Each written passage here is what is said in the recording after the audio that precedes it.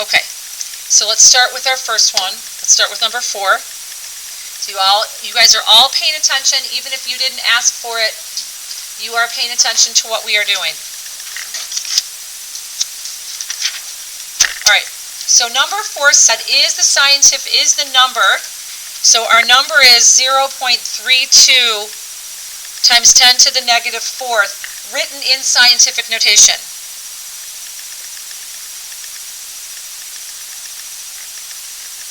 Who asked me for this? Okay, and I think, Matthew, you were questioning this one as well. Okay. This looks a lot like scientific notation, doesn't it? How many of you guys agree that you're like, yeah, that looks like scientific notation? Okay, why would the answer to this be no? Alex? Yeah, so while this is technically a scientific notation type number, what makes it a scientific notation type number as it is right now? Ada? Be more specific.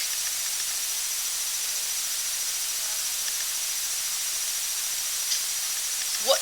That's okay. What makes this technically a scientific notation type number? Cameron?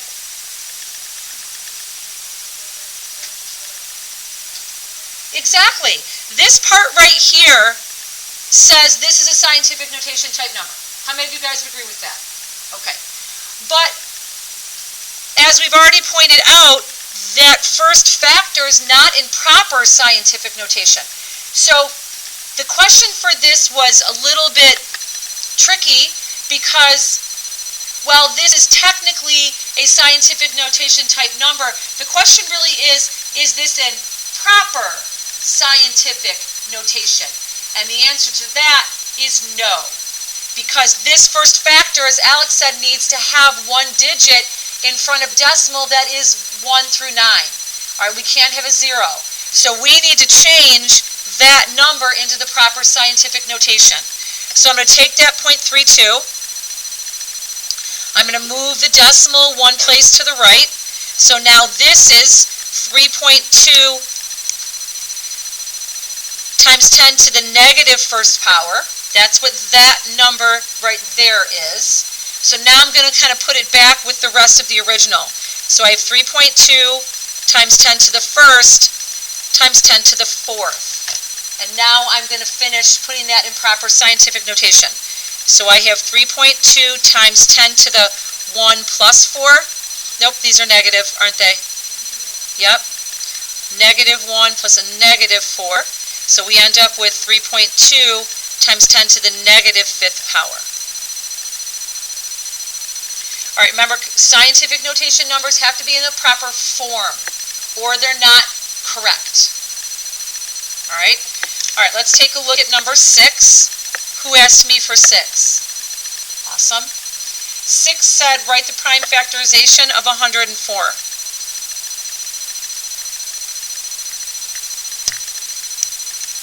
All right, when you're doing prime factorization, this is when your divisibility rules really do come into play.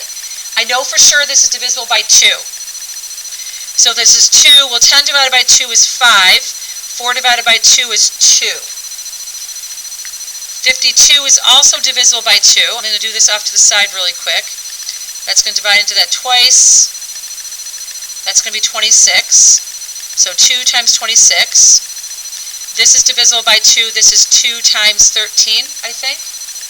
Yep. And there's my prime factorization. So 104 is going to be 2 times 2 times 2 times 13. And I hope I had that same thing. All right, if we write that out properly, it's 2 to the 3rd times 13. Valentina, does that help you? Oh, good. Okay. All right, the next one we have is 15. So everyone take a look at number 15, please.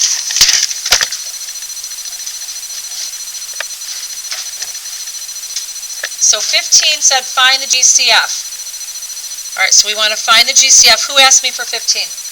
Awesome. So we find the GCF of 12, 40, and 68. Is this the one you're talking about? Okay. So 12 is 2 times 6. 6 is 2 times 3. 40 is 2 times 20. 20 is 4 times 5. 4 is 4 times 4, or 2 times 2. 68 is divisible by 2. That's going to be 34. Yep. 34 is divisible by 2, and that's going to be 17. And I believe that's as far as those can go. All right. Our GCF, so first of all, I have 12 is equal to 2 times 2 times 3. 40 is equal to 2 times 2 times 2 times 5. And 68 is equal to 2 times 2 times 17. All right, so whether we're finding GCF or LCM, that's always going to be the same till right there. Now for our GCF, it's the factors they have in common. So they have that 2 in common, and they have that 2 in common, and that's it. So my GCF is simply 4. Oh, good. Okay.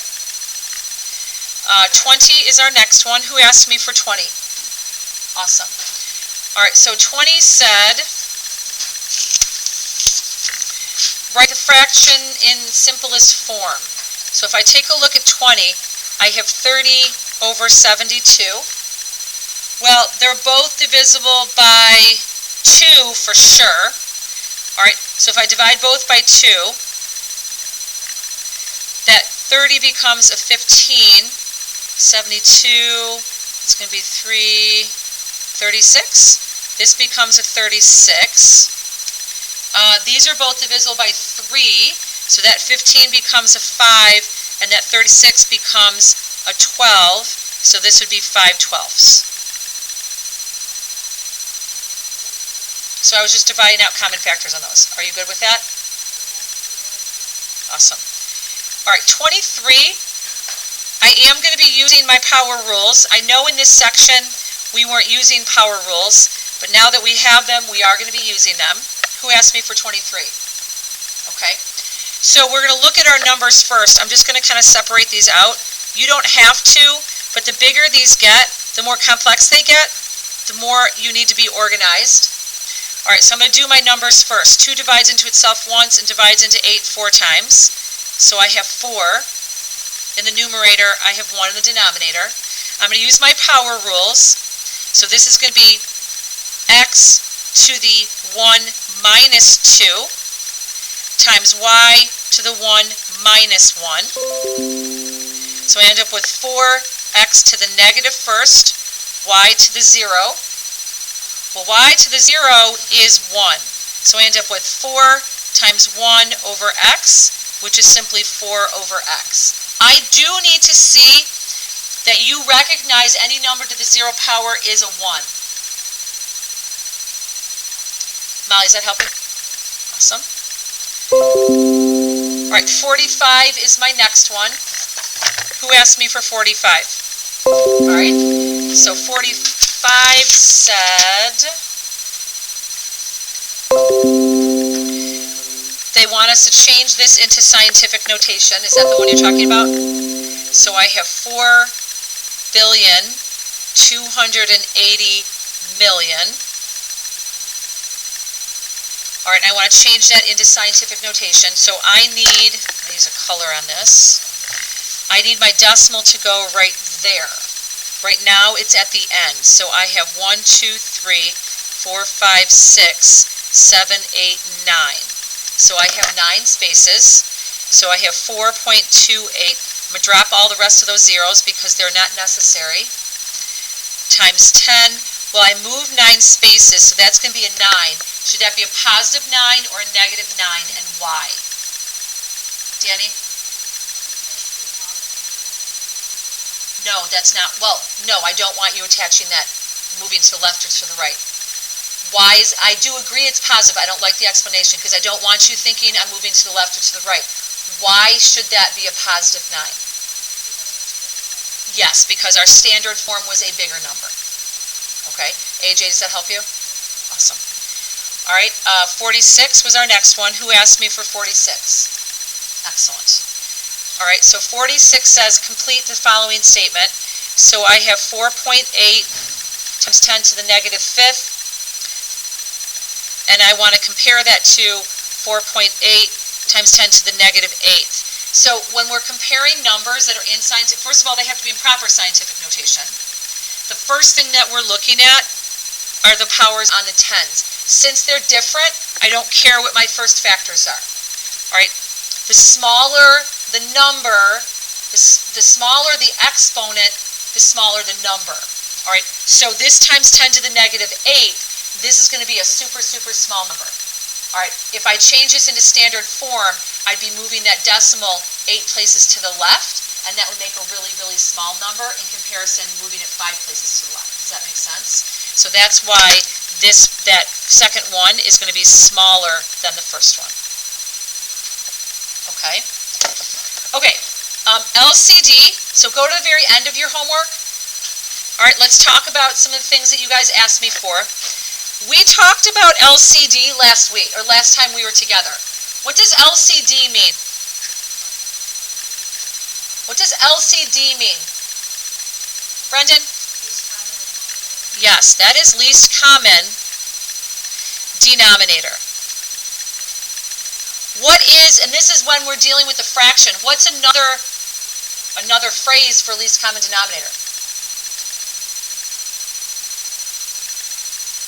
So if I have two fractions, let's say I have, for example, let's say I have 1/5 and 2/9.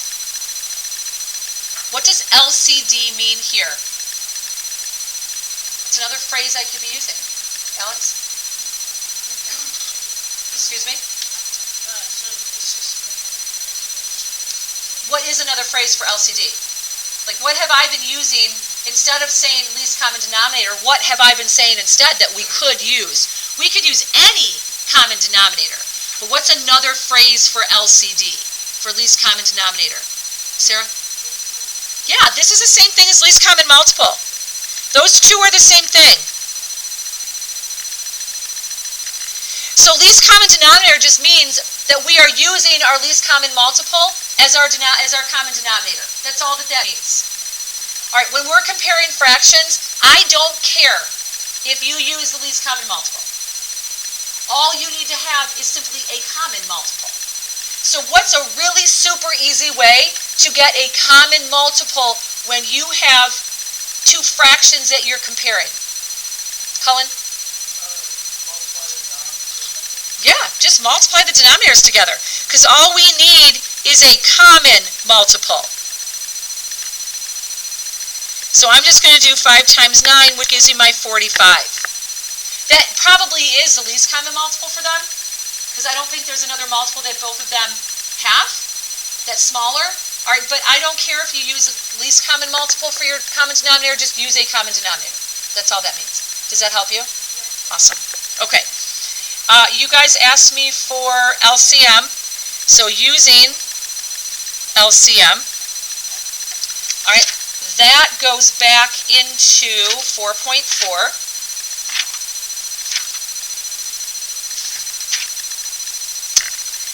So if I said to you,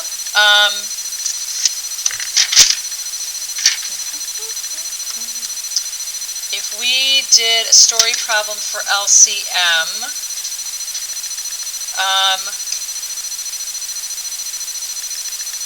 did we have story problems for LCM? Your book's not really all that good with it. Yeah, so what we did was something like this.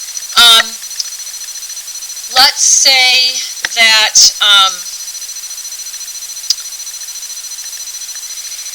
the 5th grade class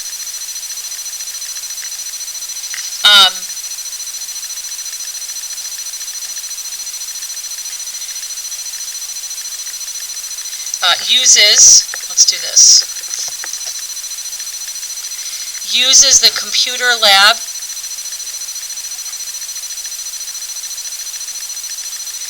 every 8 days for math. The fourth grade class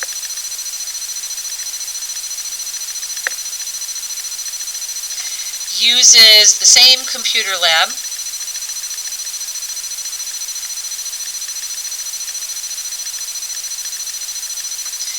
every 6 days for math.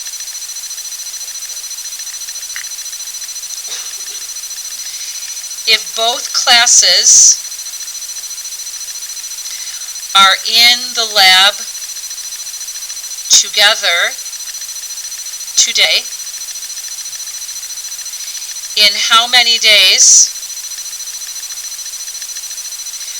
will they be together again in the lab?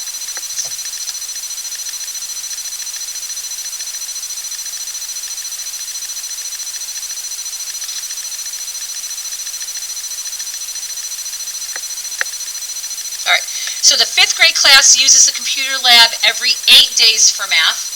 The fourth grade class uses the same computer lab every 6 days for math. If both classes are in the lab today together, in how many days will they both be in this computer lab again together? All right, this is an LCM problem.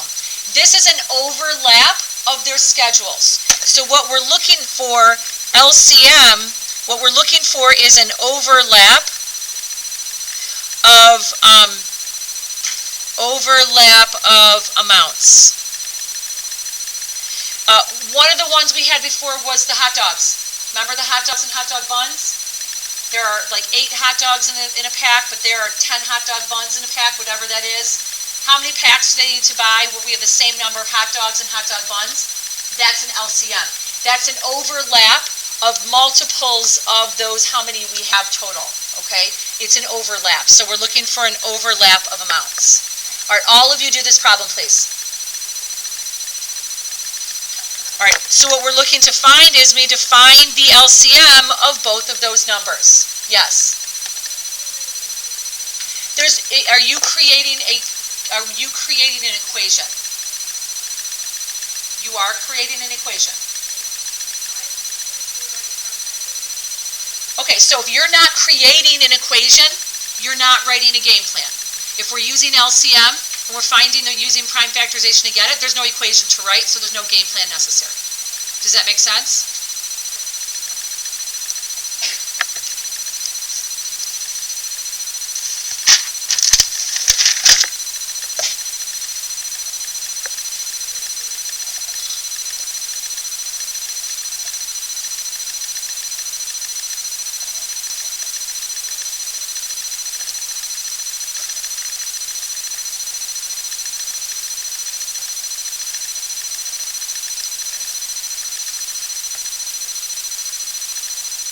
So you all should be finding the prime factorization of those two numbers.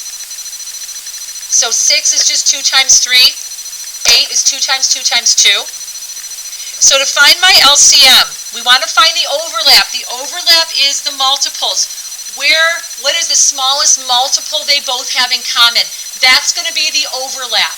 So someone tell me, now that I have found, because somebody asked me to just do GCF, all right, now that I've done my prime factorization, do LCM, I need to find my LCM. Where do I go from here in finding the LCM? Addie?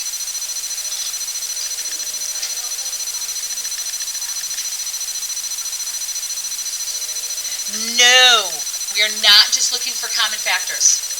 That's great as common factor.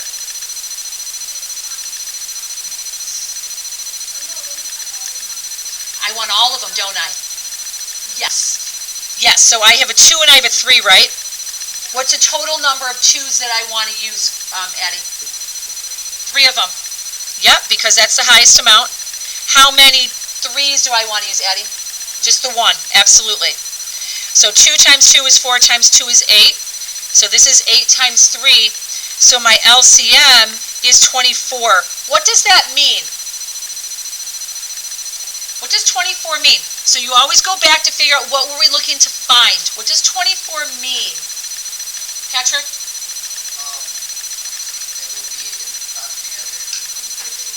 Absolutely. So we would say in 24 days, they will be in the lab together. Again, or something like that.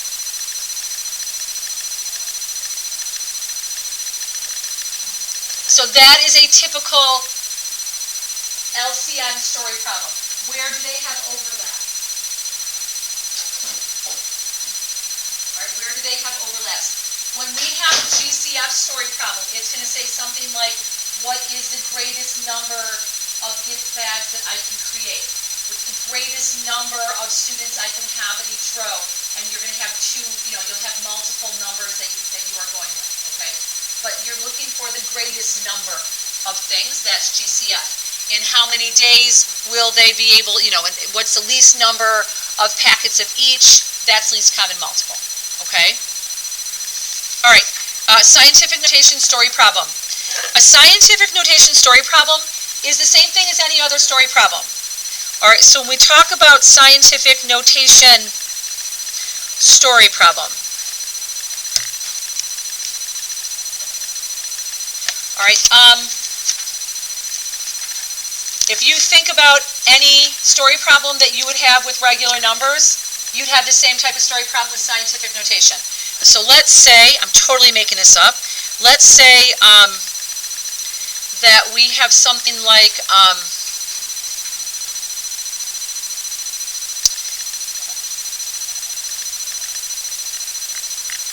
the number of buds, number of flower buds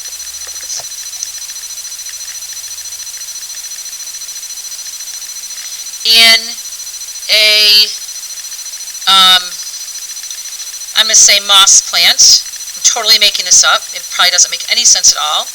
In a moss plant is 3.5 times 10 to the 5th buds.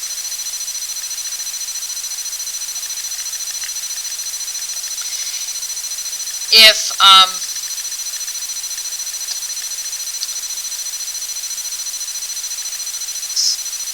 in a plant, if we have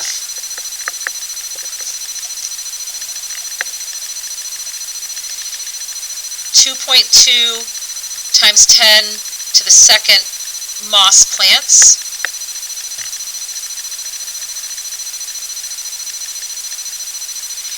how many total buds are there?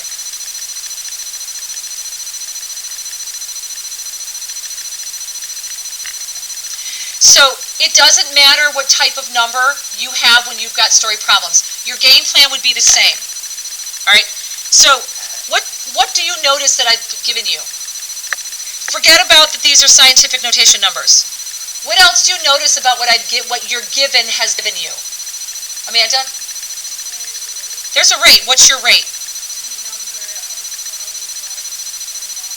Exactly. Here is a rate. All right. This is the number of buds per plant. We know that we have multiplication. All right. What else have they given me? Addison? Yeah. Here's our number of plants. All right, so now we're just going to write our game plan. We have parts equal to our whole. Our parts are going to be the number of buds per plant. We have to multiply that by my number of plants. When I do that multiplication, what information is that going to give me? If I multiply the number of buds per plant times my number of plants, what information am I getting out of that? Cullen? Excellent. Total number of buds. All of you do this. I'll do it while you're doing it.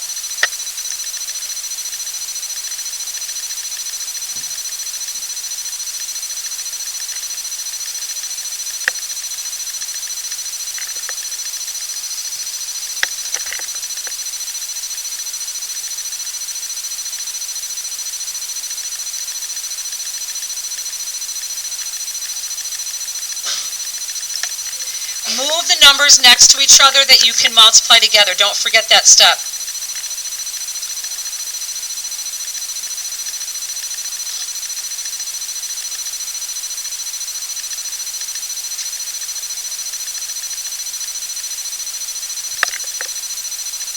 So I got 7.26 times 10 to the 7th buds. How many of you guys got that? No? Did I do it wrong? I got 7.26. So I have I did 3.3. That should be 3.5 times 2.2. Yep, so this should be 7.7. How many of you guys got 7.7? Awesome.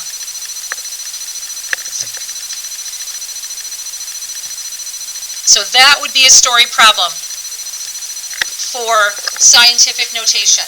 It's exactly, I could have said to you that there are 10 buds per plant, and we have 400 plants. That game plan would be exactly the same. It doesn't matter the type of number. It's the information they give you. Does that make sense to you guys? And don't forget, your final answer has to be proper scientific notation. All right? Okay, you guys are good to go. Bring your calculators, because I do think you'll be able to use them for that kind of multiplication, just not for scientific notation.